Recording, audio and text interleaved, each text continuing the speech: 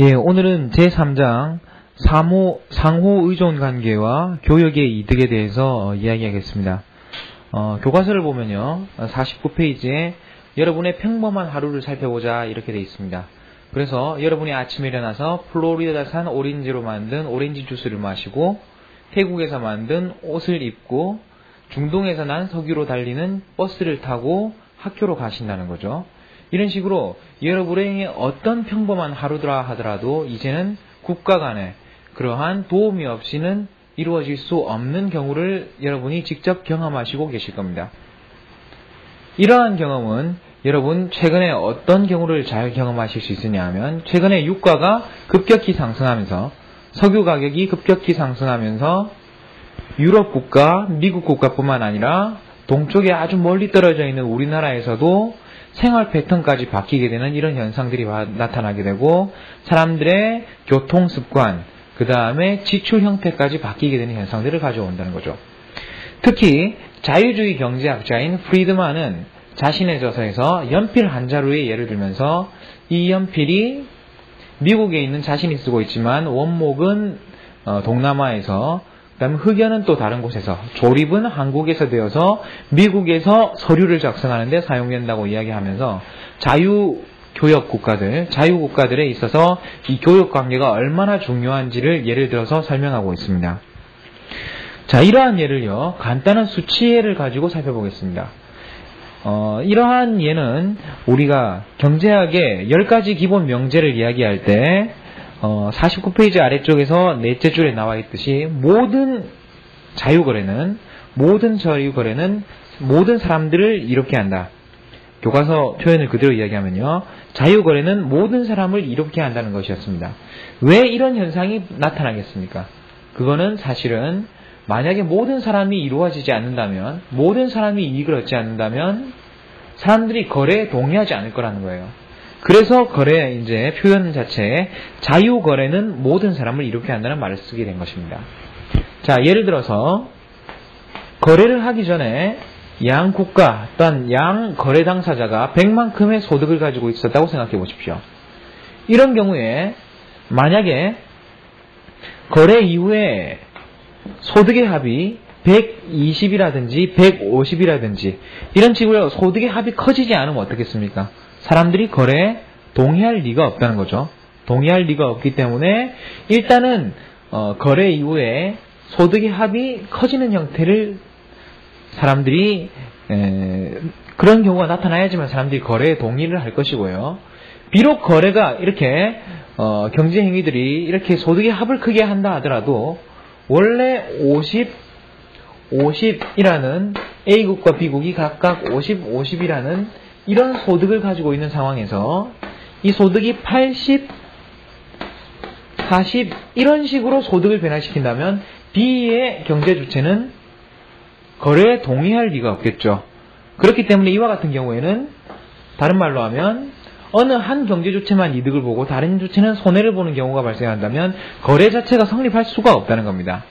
그렇기 때문에 이번 장에서는 자유무역이 또는 자유로운 교역이 어떤 식으로 모든 사람의 후생을 개선시키는가, 다른 말로 하면 자유거래에 의해서 나타날 수 있는 파레토 개선의 가능성을 설명하고 있습니다. 그 다음 페이지에 보시면 재미있는 이야기를 이제 하고 있습니다. 현대 경제의 예화라는 이야기를 통해 가지고요, 목장 주인과 농부 간에 나타날 수 있는 그러한 이야기를 하고 있습니다. 이러한 이야기는 51페이지 그래프의 상황을 잘 표현을 하고 있는데요, 그 그래프를 잠시 봐주시기 바랍니다. 51페이지 그래프에 먼저 봐주시면, 목장 주인은 자신이 생산할 수 있는 모든 그러한 생산 요소를 투입했을 때 고기로 측정할 때 2단위, 2파운드, 그 다음에 감자로 측정할 때 4파운드에 해당하는 그러한 생산량을 가지고 있습니다. 그 다음에 농부의 경우에는 감자는 4파운드, 고기는 2파운드의 경우고요. 목장 주인의 경우에는 감자 5파운드, 고기 2파운드에 해당하는 그런 고기는 40파운드에 해당하는 그런 생산량을 가질 수가 있습니다. 다른 말로 하면 똑같은 생산이 가능한 같은 마을에 살더라도 농부의 경우에는 감자 생산, 즉 농업의 비교 우위를 가지고 있는 경우이고, 그 다음에 목장 주인의 경우에는 고기 생산에 당연히 우위를 가지고 있는 이런 상황을 이야기하고 있다고 볼 수 있겠습니다. 자, 그래서 지금과 같은 상황의 교과서 그래프를 옮겨보면 다음과 같겠습니다. 자, 이쪽을 이제 감자, 이쪽을 고기로 이렇게 이야기를 했을 때 각각의 생산 가능 곡선이라고 이야기될 수 있는 이 곡선은 감자 4단위 생산과 그 다음에 고기 2단위 생산이라는 것이 이제 농부의 생산 가능 곡선이고요. 농부의 생산 가능 곡선이고, 그 다음에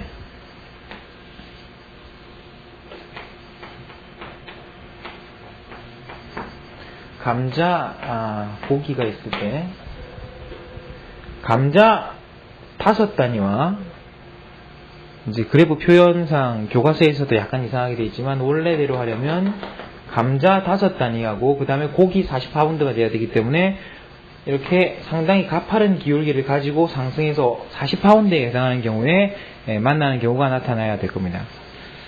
자, 이러한 경우인데 51페이지의 그래프가 약간 잘못 표현되어 있음을 아실 수 있을 거고요.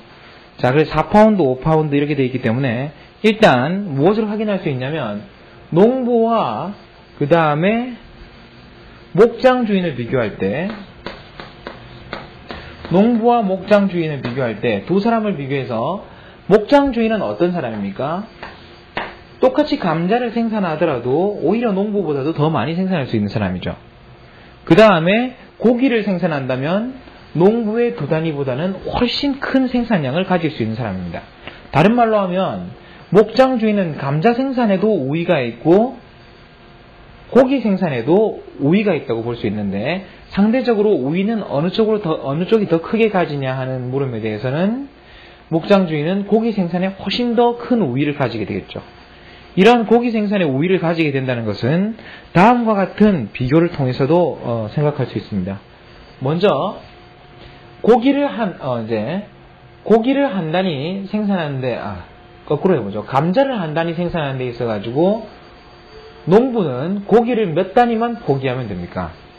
이와 같은 경우의 물음에 대해서는요, 이렇게 2단위, 3단위 이렇게 가고 있기 때문에, 자, 여기서 감자를 한 단위 더 생산하기 위해서는 여기가 1이었기 때문에요, 이 높이는 2분의 1만 되면 된다는 거죠. 그러니까 농부는 감자를 생산하기 위해서 고기를 2분의 1만 포기하면 되지만 목장 주인은 어떻게 되겠습니까? 목장 주인은 5, 40의 기울기를 가지고 있기 때문에 감자를 한 단위 생산하기 위해서는 고기를 8파운드나 포기를 해야 되는 결과가 나타나게 됩니다.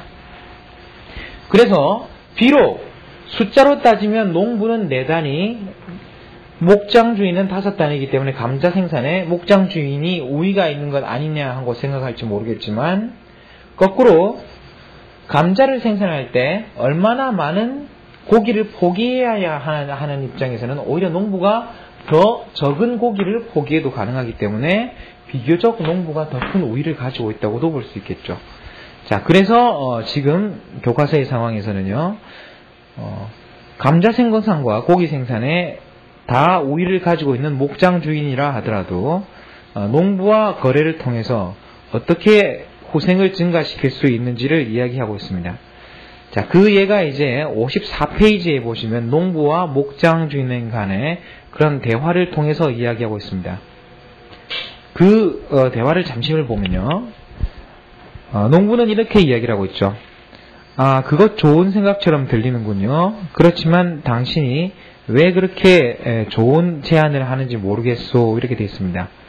자, 그래서 농부의 주장은 어떤 이야기인가 하면, 거래라는 것은 한 사람이 이득을 보면 상대편 당사자는 손해를 봐야 되지 않느냐 하는 이런 주장을 하고 있는 셈이고요. 이에 비해서 목장주인의 마지막 대사를 봐주시면요. 우리가 거래를 하면 각각 가장 잘하는 일에 특화를 할 수 있기 때문에 농부의 후생이 증가할 뿐만 아니라 목장주인의 후생도 증가할 수 있다는 겁니다.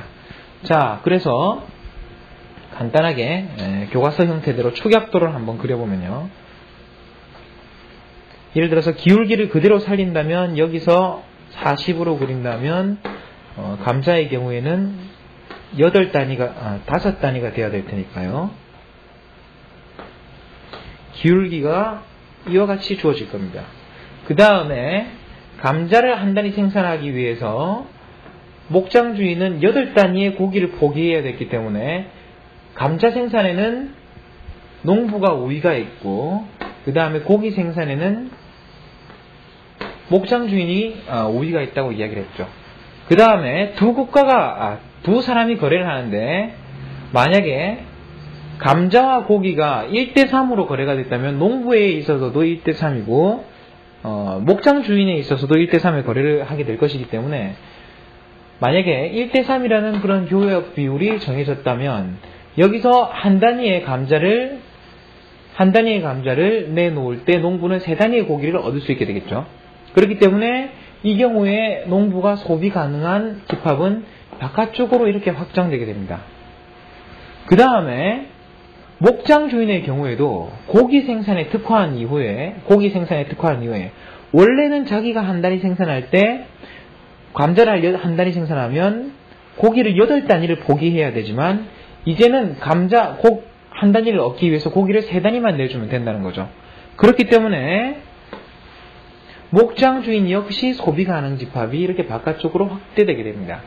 그래서 이와 같은 현상은 각각 농부가 우위가 있는 감자의 특화, 그 다음에 목장주인이 우위가 있는 고기의 특화를 함으로써 각각 자신이 잘하는 일에 특화함으로써 이와 같이 두 사람 모두 얻을 수 있는 후생을 증가시킬 수 있음을 보이고 있습니다.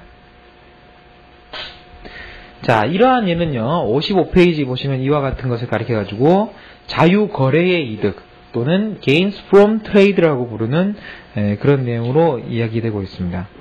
자, 이런 예를 생각한다면 이 장에서 가장 중요한 하나의 논점으로 나오는 59페이지의 논쟁을 먼저 하나 봐주십시오.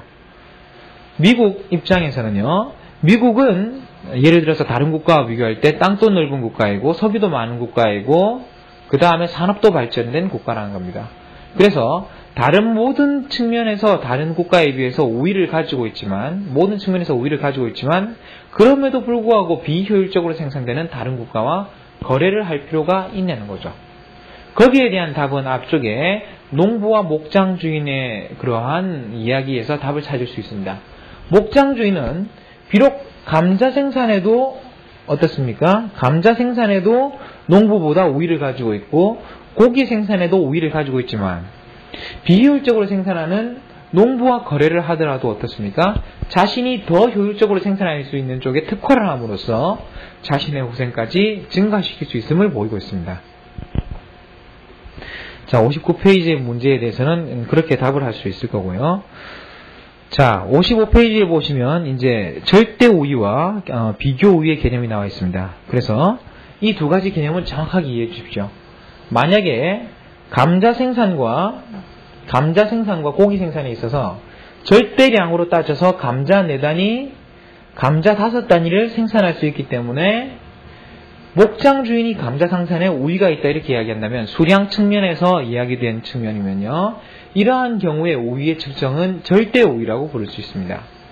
그럴 것 같으면 지금 현재 목장주인은 농부에 비해서 감자 생산에도 약간의 절대 우위를 가지고 있고 고기 생산에도 아주 큰 절대 우위를 가지고 있다고 볼 수 있습니다. 그렇지만 여기다가 절대 우위라는 개념을 사용하지 말고 비교 우위라는 개념을 사용할 때는요. 거기서는 기회비용이라는 개념이 아주 중요한 역할을 한다고 말씀드렸습니다. 자, 그래서 기회비용이라는 개념은 비록 농부는 감자 생산에 절대량으로 따졌을 때 미국보다 열악한 상황이 있지만 감자를 한 단위 생산하기 위해서 포기해야 되는 다른 재화. 그러므로 다른 말로 하면 기회비용으로 그 비용을 측정했을 때는 어떻습니까? 오히려 한 단위 생산할 때 2분의 1단위 감소가 나타나지만 이쪽에서 한 단위 생산할 때 기회비용이 8단위로 아주 크게 나타나기 때문에 오히려 목장 주인보다 농부가 농업 생산에 우위가 있다. 감자 생산에 우위가 있다. 이렇게 이야기한다면 이것은 다름 아닌 기회비용의 입장에서의 우위의 평가라고 볼 수 있고요. 이와 같이 경제학적인 개념인 기회비용의 입장에서 우위를 측정할 때 이러한 우위의 개념을 비교 우위라고 이야기함을 알 수 있습니다.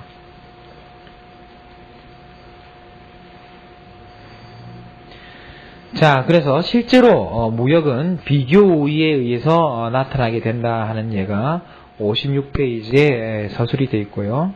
56페이지 마지막에 323에 보면 각국은 또는 각 사람들은 자신이 비교 우위를 가지고 있는 물건에 특화한다면 총생산량 자체를 늘릴 수 있다. 그래서 총생산량을 두 사람이 나눠 가지면 사회 모든 성원이 우위를 가지게 된다 하는 예를 설명하고 있습니다. 자, 이와 같이 해서 교과서에 설명된 예를 어느 정도까지 설명을 드렸고요. 이 비슷한 예로 출제에 자주 언급되는 예를 하나 통해서 여러분의 이해를 잠시 더 높여보도록 하겠습니다.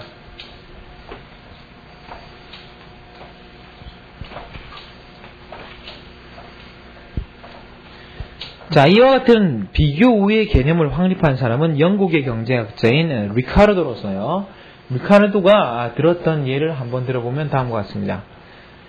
XJ, YJ라는 두 재화의 생산이 나타나고 1국과 2국에서 각각 생산을 한다고 하겠습니다. 1국에서는 XJ 생산에도 한 사람이 투입되면 가능하고요. YJ 생산에도 한 사람의 투입으로서 한 단위 생산이 가능하다고 하겠습니다. 그 다음에 2국에서는 XJ 생산에서도 두 단위 노동을 투입해야 되고 YJ 생산에서는 네 단위 노동을 투입해야 된다고 이렇게 평가할 수 있습니다.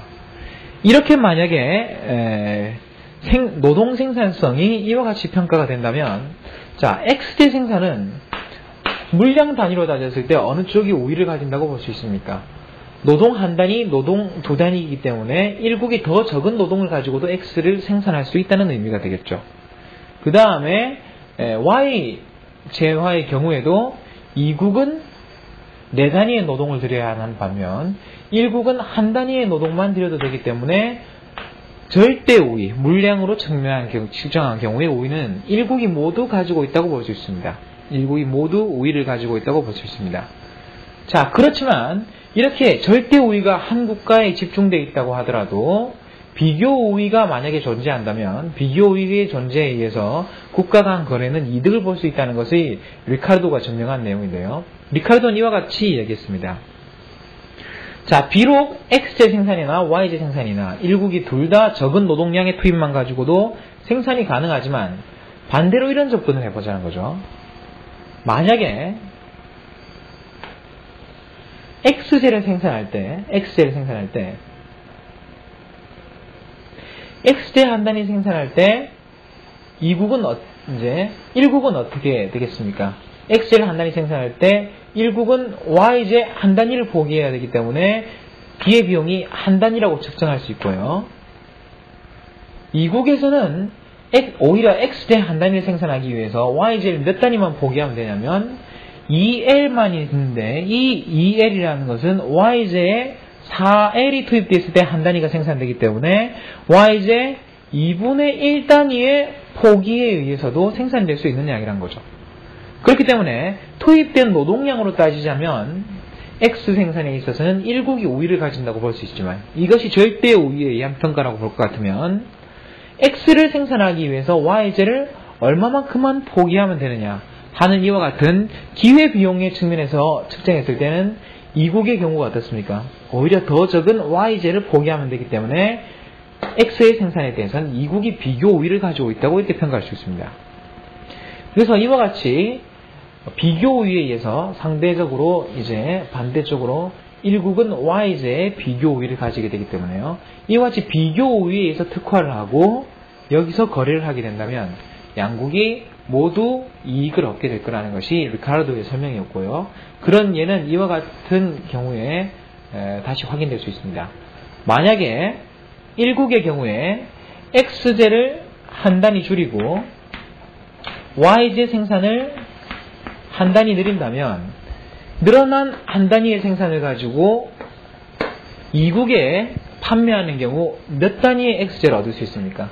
늘어나는 한 단위를 만약에 2국에 판다면 2국에서는 X제 2단위와 노동 2단위, 노동 4단위이기 때문에 X제 2단위와 Y제 1단위가 같이 거래되고 있을 것이기 때문에 Y제 1단위의 판매는 X제 2단위의 증가를 가져오게 될 거라는 겁니다. 그렇게 됨으로써 1국은 X제를 단위로 측정했을 때 추가적인 1단위의 이득을 볼 수 있게 될 거라는 거죠. 자, 그렇기 때문에 어떻습니까?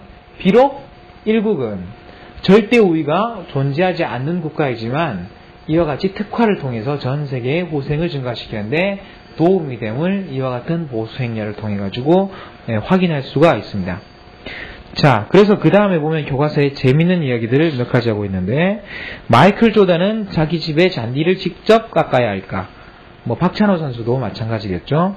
마이클 조던은 위대한 운동선수로서 지금은 은퇴를 했지만요. 농구 선수로서 아주 우수하고 그 다음에 농구 선수로 우수하기 때문에 집안에 잔디를 깎는데도 상당히 효율적으로 깎는 방법들을 대체로 알고 있다고 생각하겠죠. 있겠죠. 그렇지만요. 조던이 만약에 직접 잔디를 깎는다면 그와 같이 잔디를 깎을 때 있어서 포기해야 되는 것은 그 시간에 자신이 체력을 충당할 수 있다든지 아니면 그 시간에 CF에 출연함으로써 얻을 수 있던 막대한 소득을 포기를 해야 된다는 거죠.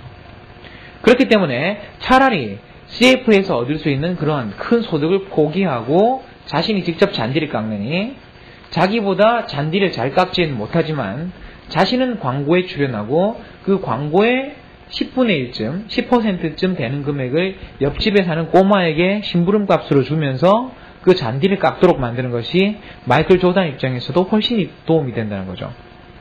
자, 그와 같은 경우를 통해서 이제 59페이지에 나오는 아래쪽 간단한 퀴즈에 대해서도 답할 수 있습니다. 59페이지에 나오는 간단한 퀴즈에서를 보면요.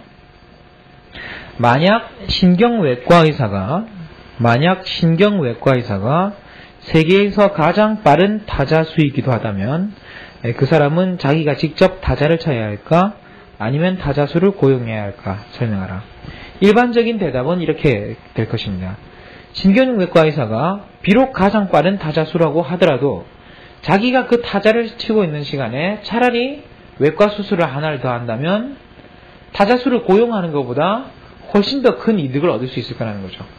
그렇기 때문에 가장 빠른 타자수인 그런 신경외과라 하더라도 자기가 직접 타이프를 치는 것보다는 자신은 신경외과 수술에 몰두를 하고 자신이 그 수술을 함으로써 얻을 수 있는 것보다 더 작은 금액을 타이피스트에게 지불함으로써 두 가지 일을 모두 이루어내는 것이 훨씬 도움이 될 것이라는 것이 이 간단한 퀴즈에 대한 답이 되겠습니다. 자, 그래서 3-4에 보면요. 이 장에서의 결론으로서 농부와 목장 주인의 두 예에서 볼 수 있듯이 그리고 1국과 2국의 두 예에서 볼 수 있듯이 국제 경제에 있어서 또는 경제 주체 간에 있어서 모든 산업의 우위를 가지거나 모든 산업에 뛰어난 재능을 가진 사람이 있다고 하더라도 어떻습니까? 자신이 혼자 경제 행위를 수행하는 것보다는 국가 간에 또는 경제 주체들 간에 교환을 통해서 분업을 이루는 것이 가장 큰 이득을 얻어낼 수 있는 방법이 된다는 것을 3장에서는 보이고 있습니다.